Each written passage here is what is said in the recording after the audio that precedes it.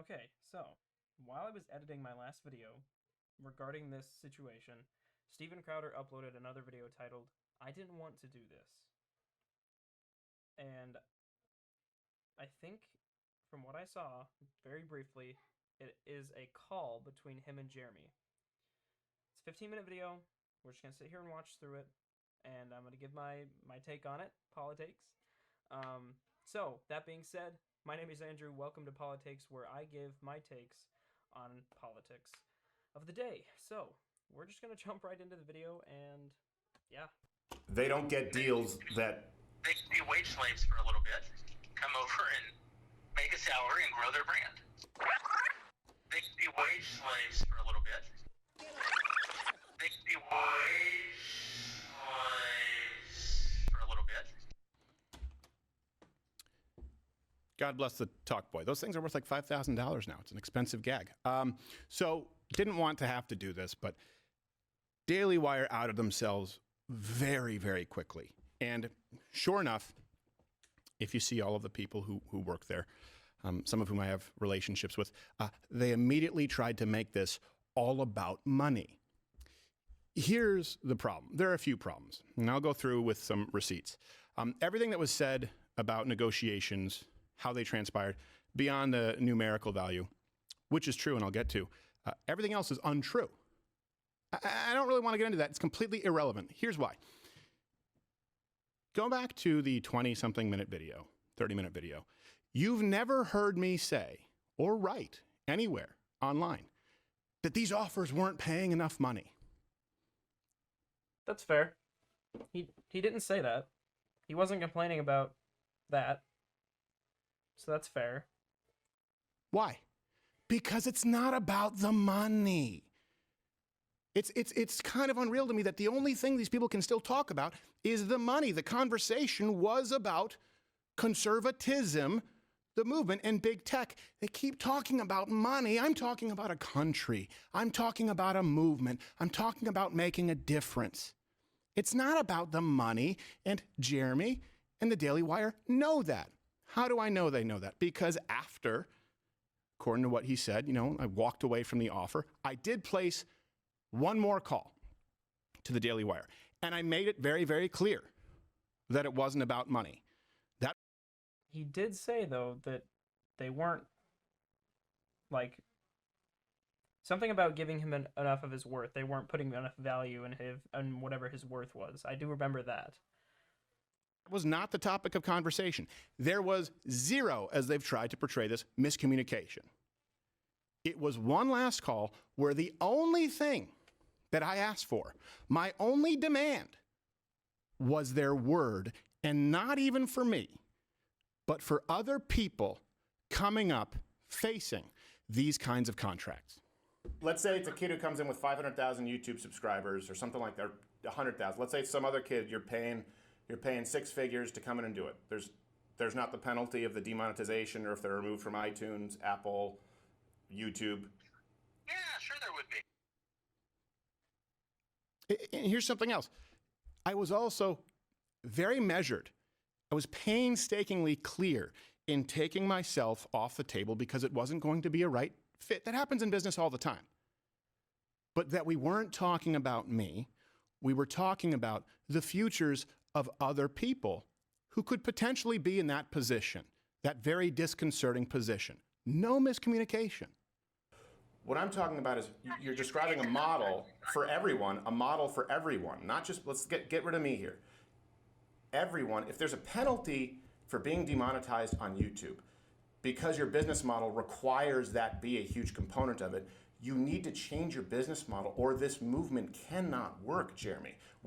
I can't imagine my show trying to come up and be beholden to YouTube advertiser guidelines, let alone, I mean, honestly, being beholden from a conservative entity with hard strikes, right, being removed, but let alone being advertiser friendly. We know how broad those guidelines are. They might as well just read, don't say anything offensive, and they change them at the drop of a hat. And they don't tell anyone. I'm not suggesting that the guidelines aren't terrible. I'm suggesting that if making money off of those platforms is part of how you're justifying the salary you're paying someone, then or the fee I keep saying salary, the fee you're paying someone, those go away,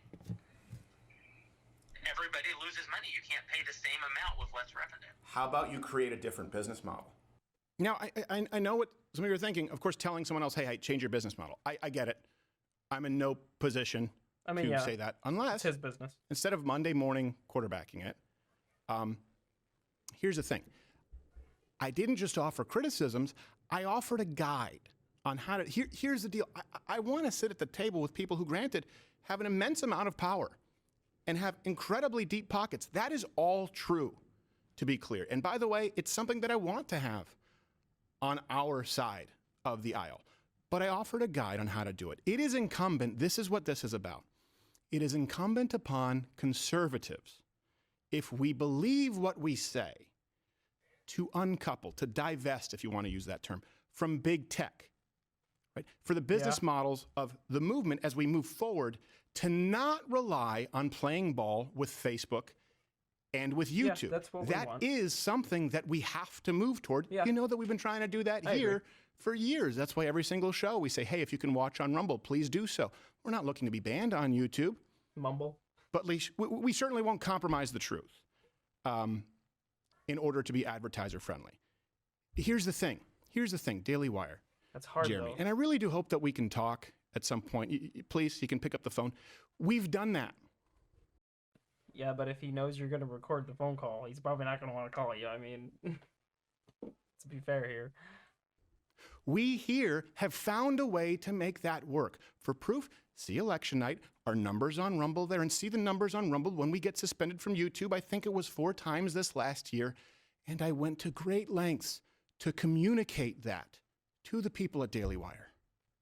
There can be no next me if the people at the top with the financial resources are doing the bidding. That's being the arm of big tech. What you just said is, well, we have to play ball with big tech if we want to make money. Well, I don't. Why don't you guys follow a model like I have and scale it? That's what I've been doing since 2014. You know that. Has been trying to make sure, which I thought we were all doing, that we can all flip the bird to Silicon Valley. This is saying we need him and you need to play ball. And by the way, before some of you ask for this, look, there's always personal information on phone calls. And for the record, I've recorded 3 people on phone calls in my life. All 3 are involved with big tech. Just to be clear, the entire call transcript has been sent to others to verify without hopefully having to release the whole thing. And I'll be on Tim Pool's show, I believe, on Monday to talk about it. Oh, really? Now, this is something else that's been brought to my attention. Look, some people have been sent out from Daily Wire and have gotten very personal. Obviously, when we released this video, we didn't name names, and I told you there are a lot of people in the space who have made offers, and it is true.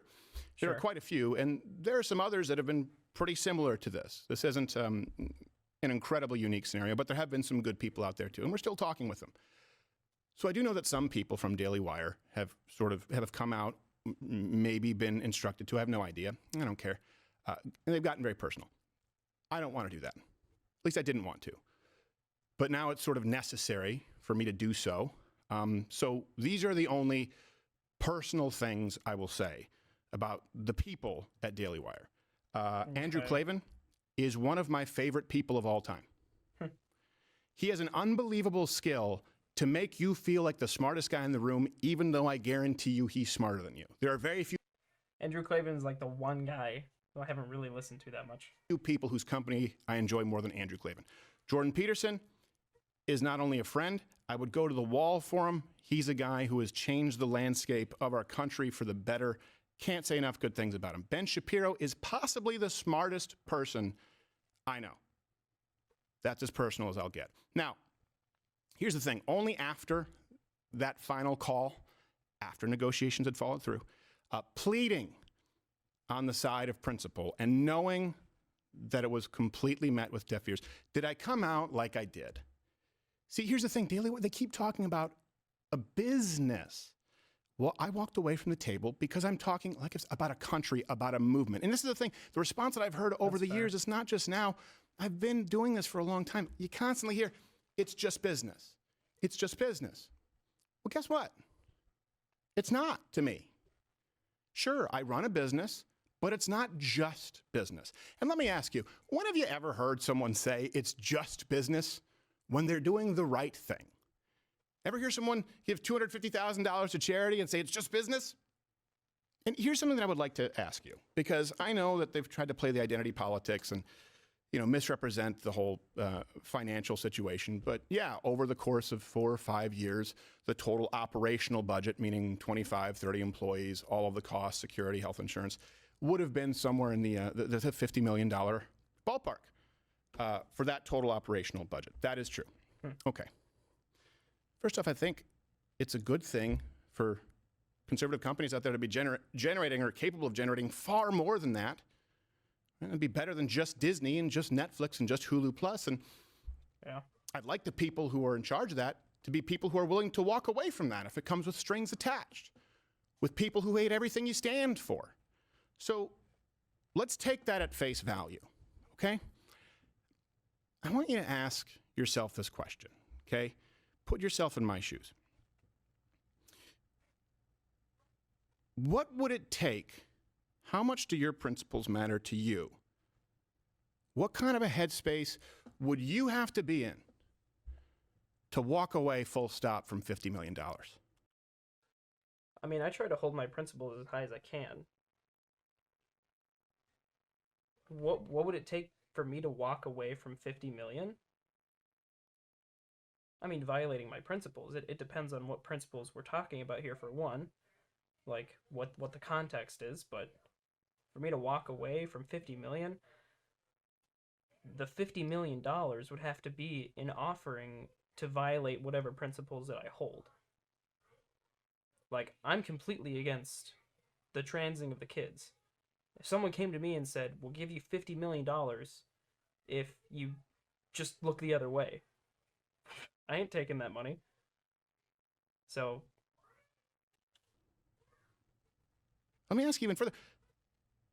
What would it take for you to be willing to walk away from at least $50 million because of it causing harm to someone else that doesn't even affect you, but the next kid? I've talked about this, you have it in comedy. I'm never going to be the guy who pulls the ladder up after me. What motivates me is not money. Of course, everyone here likes nice things. They want to make a living. Yeah. You've heard me say this many times. I want to pass the torch. I want there to be someone else to do this. It can't happen if this is how our movement is structured. And you know that, by the way, this could do irreparable damage to the movement, the country, and the people who've fought so hard for the ground gained if we've decided to get in bed with these people who want to strip it away. It's not only that. I mean, I think this whole drama is probably tearing a lot of people apart too. This whole conversation between the Daily Wire versus Louder with Crowder. I mean, I don't want to say versus, but I mean that's the way people initially look at it. I think that's probably doing some damage too. But I think I would agree. At least in the short to medium term, that the business model that the Daily Wire would probably extend to all these other people in the future. Yeah, I think that would probably not be good.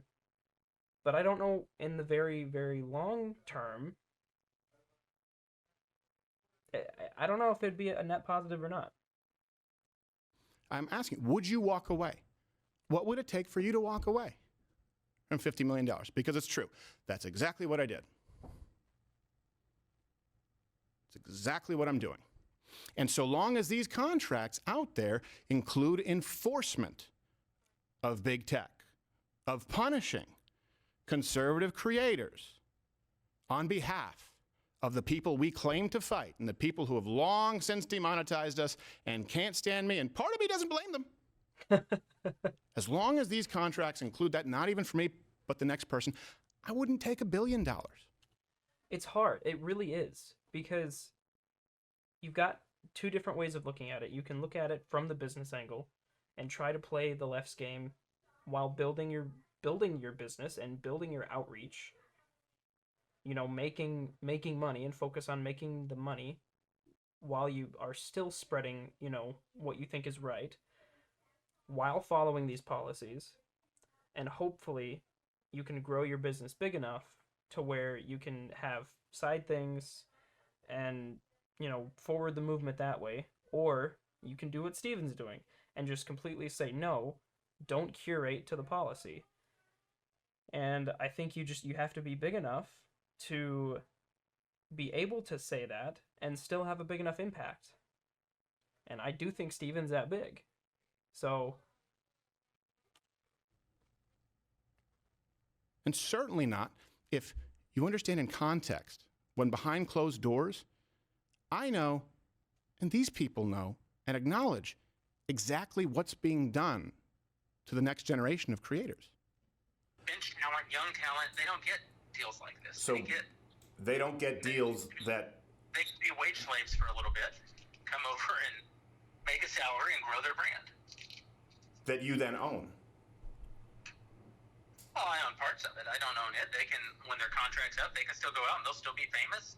They can keep doing their shows, so go do a show somewhere else. That's fair. I mean, they'll be in a far, far, far better place. You helped to make them.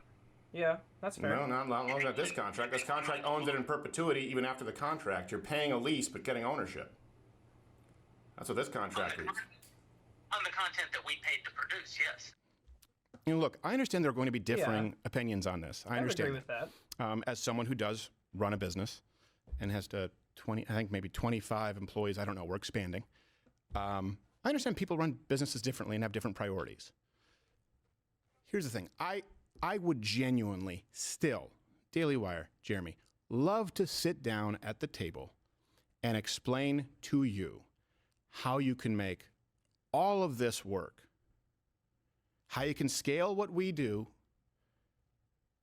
and not have to be beholden to the people who we all go out and claim that we're fighting, and especially with all of the financial resources that you have, which, by the way, are very impressive. And by the way, since fielding requests for people who've sent this in you guys are under these kinds of contracts, right? You've sent in your emails. If you're looking to either join a network or looking to navigate these contracts, we've been flooded. I'm going to try and get to all of you. But here's the thing. Let me give you my word right now, my word. Everyone, you can timestamp it, call me on it. Here at Mug Club, we will never take any ownership over your social media platforms or your channels, and I don't want a dime ever of your YouTube revenue. You make your own decision as to whether you want to be monetized or not. Some people want. It's just a different business model. That's really all it is by this point, boiling down to it. It's just a different business model. Some people don't. I just have a problem with requiring that you do and penalizing you if you don't. And to Daily Wire, to the rest of the people out there, give me a call. And look, let me put it this way. If you give me your word, this is all that matters here. Just give me your word that there will never be a clause in a contract again for some unsuspecting kid or someone who doesn't have the luxury to walk away from $50 million, as I did, true, guilty as charged. Give me your word that you will not penalize them 25% for demonetization, another 20% for a strike, another 20% for Facebook, Spotify, Apple, up to 80%. Just give me your word that that clause, that spirit will not be in any contract sent out to anyone else who's at the front lines fighting for this country, and we're done. All of this stops right now. You will never hear from me again. I will go out and sing your praises. You can pick up the phone. You have my word. That's all it is. That's all this is about. In the interim, to everyone else, stopbigcon.com. Be a signatory. I'll see you Monday. Tim Pool. If the Daily Wire came to me, if any entity in conservative media came to me and said, here's $50 million for the next 4 years, the exact same contract, yeah, I'd take it. Because I don't have a platform. And that's really what he's talking about. Now, the end there, I'll say, does kind of sound like a threat. Like, what's he gonna do? I don't know. But yeah, I'd take that deal in a heartbeat. You know. I don't have that platform to say no to that. But again, like I said earlier, if it went against like my priorities and what I hold dear and hold true, depending on what was being offered, I'd say no. I would. Because money isn't everything. So, this was very interesting. I'm super excited to see Steven on Tim's show. Timcast IRL, definitely like my favorite podcast for sure. Listen to that every single day. But man, this is hard because I think that this is probably gonna cause a rift in people, and I don't think we need to be fighting internally. I think that's bad. I really do. But I understand where Steven's coming from. He doesn't really care about the money, and he thinks that the Daily Wire, as big as they are, in the long run, with their business model that they have now, will hurt the movement. And I understand that.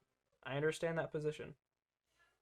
I'm not in the position myself to have an audience, to have this sort of life where I would know whether or not either of these two sides are right in what they're talking about. So, why am I talking about it then? Because I do think it's important. I think it's important to share this, to see what other people think. So, this was kind of an off the cuff recording. Like I said, he posted this while I was editing the previous video. That's why I'm wearing the same shirt. So, hopefully, you guys enjoyed. Next video, hopefully something more lighthearted, or there'll be another one of these. Who knows? So, I will see all of you guys in the next one, whatever it may be.